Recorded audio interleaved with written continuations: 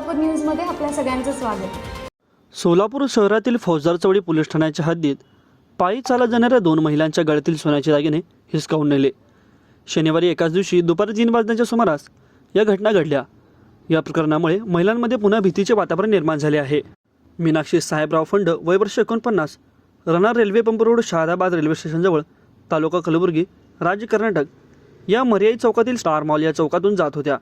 दरम्यान पाठीमागून number plate नसलेल्या मोटरसायकलवरून 2 जण आले। काही काळाच्या आत त्यांनी मीनाक्षी फंड यांच्या गळ्यातील 17 ग्रॅम सोन्याची चैन हिसकावून लोकशाहीर अण्णाभाऊ साठे चौकाच्या दिशेने पोबारा केला। पुढे जाऊन मोटरसायकलवीर चोरट्यांनी डॉक्टर बाबासाहेब आंबेडकर चौक अर्थात पार्क चौक येथून पायी चालत जाणाऱ्या महिलेच्या गळ्यातील 2.5 तोळे सोन्याची माळ हिसकावून घेतली।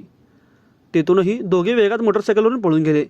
या प्रकरणी मीनाक्षी फंड यांनी फौजदार चौडी पोलीस ठाण्यामध्ये फिर्याद दिली असून या घटनेचा अधिक तपास सहाय्यक पोलीस निरीक्षक धायगुडे हे करीत आहेत। माझं सोलापूर न्यूज या यूट्यूब चॅनलला सबस्क्राईब करा आणि बेल आयकॉन प्रेस करायला विसरू नका।